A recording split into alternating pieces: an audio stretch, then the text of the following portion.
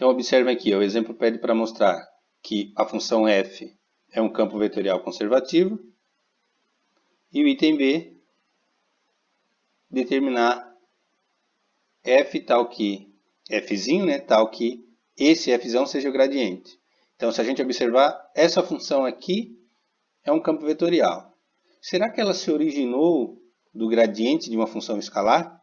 Se sim, quem é essa função escalar que a gente vai chamar de função potencial? Como é que eu encontro esse fzinho aqui? A gente vai ver agora.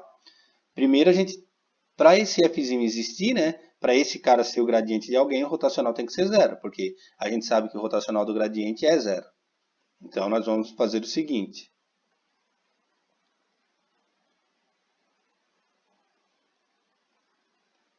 O item A,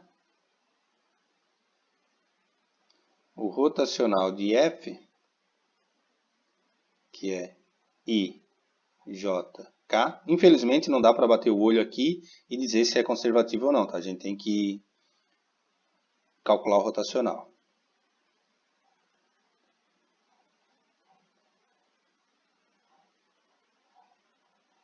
Aí, na direção y ao quadrado, z ao cubo. Y é 2xyz ao cubo. E 3xy quadrado, z quadrado. Bom, o rotacional vai dar um vetor. Então, se eu derivar a diagonal principal aqui em relação a y, vai dar 6xy z quadrado, menos, derivando esse aqui em relação a z, vai dar 6xyz quadrado, já vai dar zero. Agora, na direção j, derivando em relação a z, vai dar 3y quadrado, z quadrado, menos, derivando esse carinha aqui em relação a x, vai dar 3y ao quadrado, z quadrado, que também dá zero. Agora, na direção k, esses dois aqui em relação a x, né? No caso, vou pegar esses dois, vou derivar esse aqui em relação a x, que vai dar 2yz ao cubo, menos a diagonal secundária em relação a y aqui, eu vou derivar, vai dar 2yz ao cubo. Bom, de fato, isso é 0, 0, 0. Como hot de f. Eu tenho que tomar cuidado com algumas coisas, tá? É 0, 0, 0. Observem que f aqui, ó, é contínua, né? Não tem problema em nenhum ponto. Porque às vezes eu tenho que restringir. O campo é conservativo só nesse domínio. Como hot de f é nulo e f, né? Todas as entradas aqui têm derivadas parciais contínuas, a função é contínua.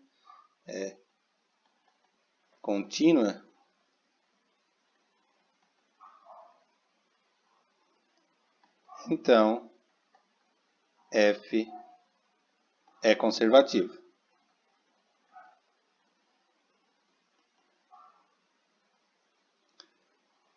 Bom, sendo f conservativo, a pergunta agora é como encontrar, o que significa ser conservativo, né? Vou botar aqui, então, esse fzão é o gradiente de alguém. Ou seja, ele é um campo gradiente. Existe uma função fzinho que, se eu calcular o gradiente, dá o fzão. A pergunta é, quem é esse fzinho, né? Encontre a função potencial.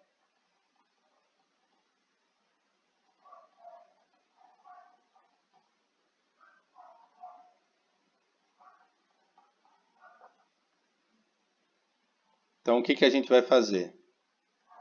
Eu sei que o fzinho depende de x, y, z, porque o gradiente depende de x, y, z no R3.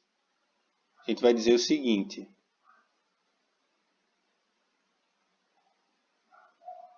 Seja fzinho, que eu não sei quem é, tal que fzão é o gradiente de fzinho. Bom, então, fzão vai ser o gradiente de fzinho, que eu não sei quem é, estou na busca, é a derivada de fzinho em relação a x, derivada de fzinho em relação a y, e a derivada de f em relação a z. Tá aqui.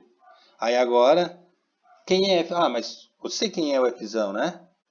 Então, só copiando o f aqui, que é y² z², 2x yz² e 3x y² z² igual, uma igualdade de vetores, né?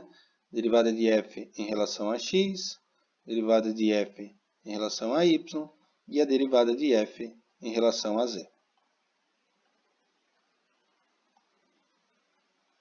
Bom, então aqui nós temos uma igualdade de vetores.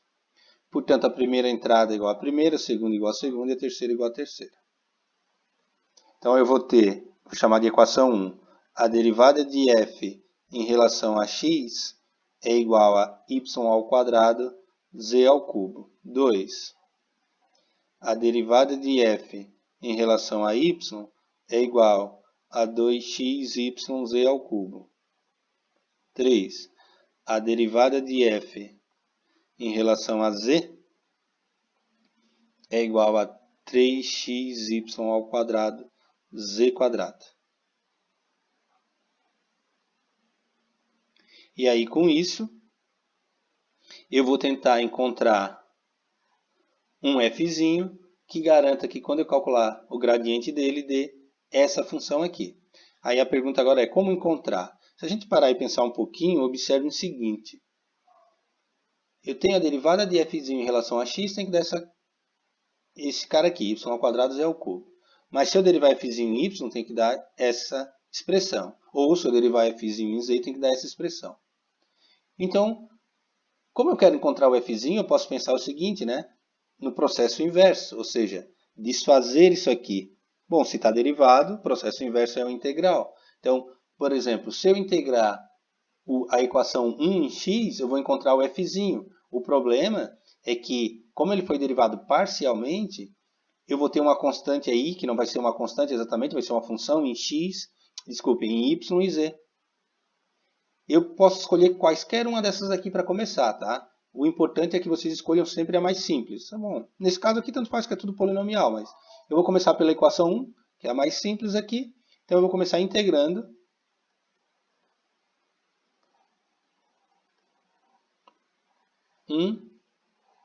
Em relação a x.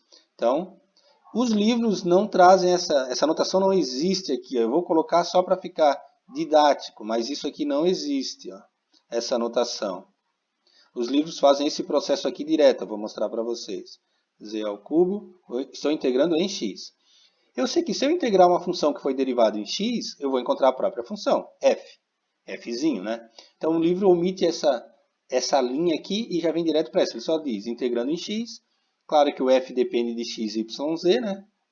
E aí vou integrar isso aqui em x. Bom, isso aqui é considerado constante, né? Se eu integrar em x, vai dar x, y² z². Preste atenção agora aqui, ó.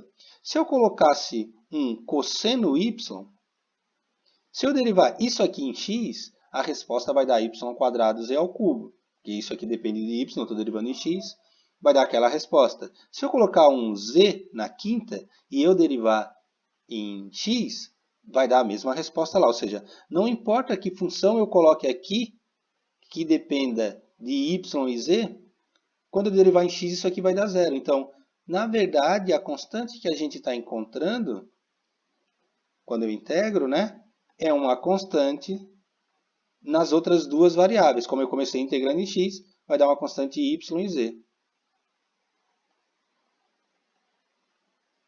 Bom, a nossa função está quase pronta, né? Porque observem, eu tenho f já tem um pedacinho, está faltando descobrir quem é esse c aqui. Vou chamar essa equação de estrela, a gente vai precisar voltar nela. E aí agora a pergunta é, tá, e agora como encontrar esse f? Ou na verdade, como encontrar esse c aqui? Eu tenho mais duas equações para usar. Aí agora eu posso pensar, não adianta eu querer integrar aqui em y ou em z, porque eu não sei quem é o c aqui, ó. Mas, se eu derivar isso aqui em relação a y, por exemplo, eu sei que tem que dar aquela função ali, ó, que é a derivada de f em y. Então, eu vou pegar e derivar em y. Poderia derivar em z, tanto faz a ordem. Então, derivando estrela em y, temos. Então, a derivada de f em relação a y é igual a 2x yz ao cubo.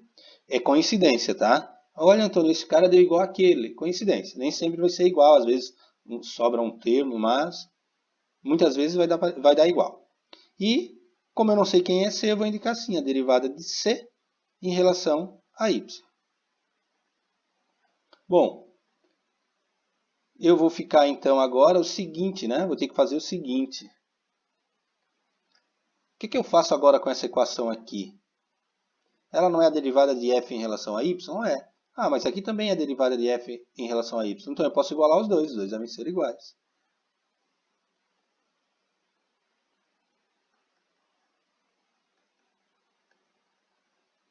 Então eu vou igualar isso aí com 2.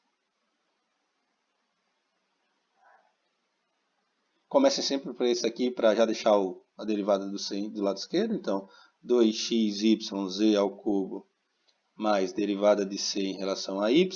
E a derivada do f em relação a y também é 2xyz ao cubo.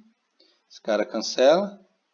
Ficamos então que a derivada de c em relação a y é igual a zero. Aí a pergunta, né? Tá, como é que eu descubro o c? Nossa, não se esqueçam, né? Que o c depende de y e z. Aí eu vou integrar isso aqui em y, porque ele está derivado em y. Lembrando de novo, o livro não mostra essa passagem aqui.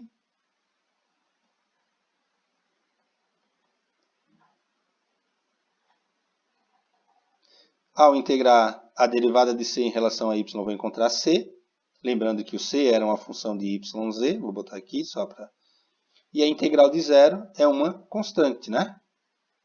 Porque a derivada de uma constante dá zero. Mas essa constante, ela vai depender de z, porque a função depende de duas variáveis aqui. Então eu vou botar agora, não vou botar mais o c para não confundir, vou botar um k que depende de z. E aí eu tenho que determinar esse k. Bom, como eu encontrei c, eu vou voltar aqui em estrela e trocar esse c por quem eu encontrei.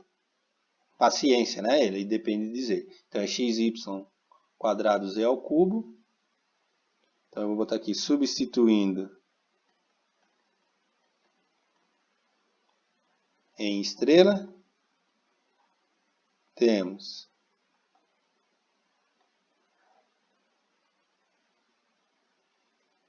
f de x, y, z.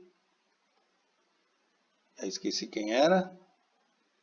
Xy quadrado z ao cubo.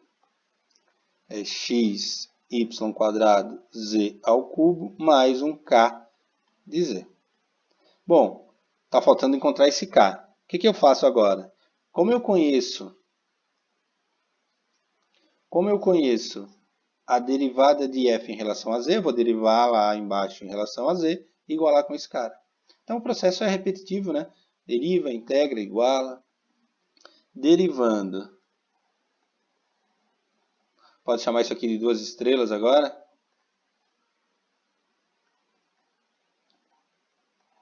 Em z, porque a última, a constante depende de z, então eu tenho que derivar nesse cara aqui para igualar com a última equação. As outras duas nós já usamos. Então eu vou ficar com a derivada de f em relação a z, que é 3xy ao quadrado, z quadrado, mais a derivada de k em relação a z. Alguns livros vão botar assim, ó, derivada de k em relação a z, a derivada ordinária. Pode, nesse caso aqui pode, porque o k depende de uma única variável, então a derivada parcial, essa aqui vai dar na mesma. Antes dependia de duas variáveis, eu tinha que indicar que estava derivando parcialmente. Como ele depende só de uma variável, tanto faz. Bom, e aí agora eu igualo essa derivada aqui com a equação 3. Observem que deu a mesma coisa, né? 3x, y quadrado, z quadrado. De novo, coincidência. Muitas vezes isso acontece. Então, isso pelo fato do campo ser conservativo. Igualando com 3, eu vou ter que 3x, y quadrado, z quadrado, mais a derivada de k em relação a z é igual a 3x quadrado, 3xy quadrado z quadrado. Vai cancelar, eu vou obter que a derivada de k em relação a z é igual a zero. De novo, né? Se eu integrar isso aí em z, porque está derivado em z,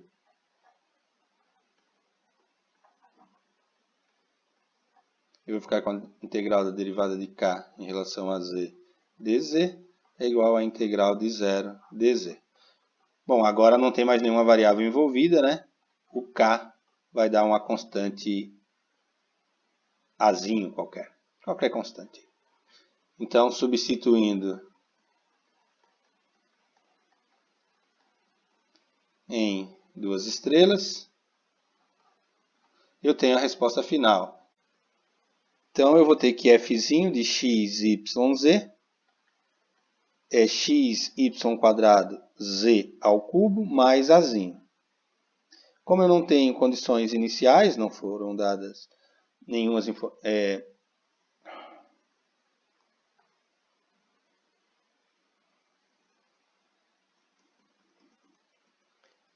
então, f de x, y, z é x, y quadrado, z ao cubo mais azinho ali que é a constante.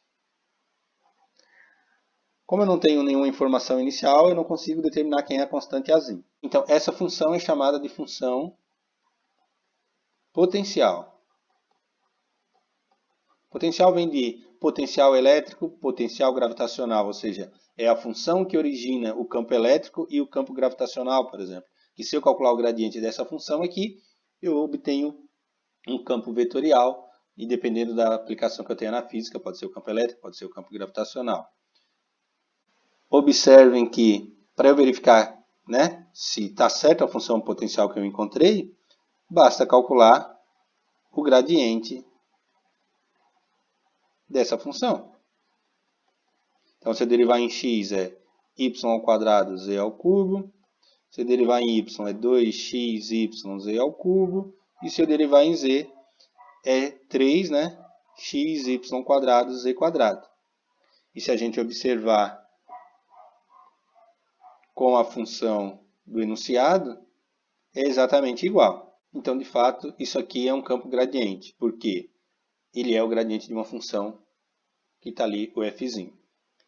Pô, Antônio, é demorado, né, fazer esse passo a passo, encontrar a função potencial, de fato. Dependendo das coordenadas da minha função aqui, isso pode se tornar um processo bem trabalhoso. Por exemplo, para o campo gravitacional, as integrais ali não são tão... Não que seja difícil, é uma substituição simples, mas dependendo do caso é bem complicado de ser resolvido. Então eu vou fazer o seguinte, eu vou deixar bem claro aqui que o que a gente vai fazer é um macete. Os meus colegas vão pirar quando virem isso aqui. Sempre que o campo for conservativo, se hot de f igual a zero, então f é conservativo, ou se f é conservativo, o hot é zero. F é conservativo. Não estou entrando em detalhes aqui sobre a continuidade da função, domínio, essas coisas. Não vamos perder muito tempo. Então, observe, vou pegar a própria função, que a gente fez agora há pouco, e vamos encontrar a função potencial para ela com um macete.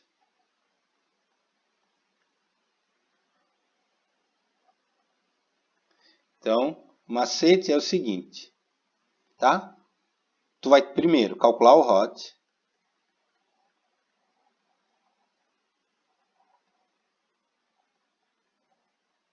Aí a gente já sabe, né? Vimos que o hot de f deu zero. Então, f é conservativo. O que significa ser conservativo? Que o f é o gradiente de uma funçãozinha, fzinho. Aí a pergunta, né? Quem é fzinho? Aí eu posso encontrar daquele processo que eu fiz agora há pouco, a função potencial, ou pelo macete. É o segundo, que é o tal do macete. Tu vai fazer o seguinte. Então o macete funciona assim. Vocês vão pegar as entradas da função aqui, cada entrada aqui. Então a primeira entrada, que é a primeira coordenada, vocês vão integrar na variável x. A segunda entrada, né, que é na direção j, vocês vão integrar em y. E a terceira entrada, vocês vão integrar em z. É macete, vejam bem. Olhem só o que vai acontecer.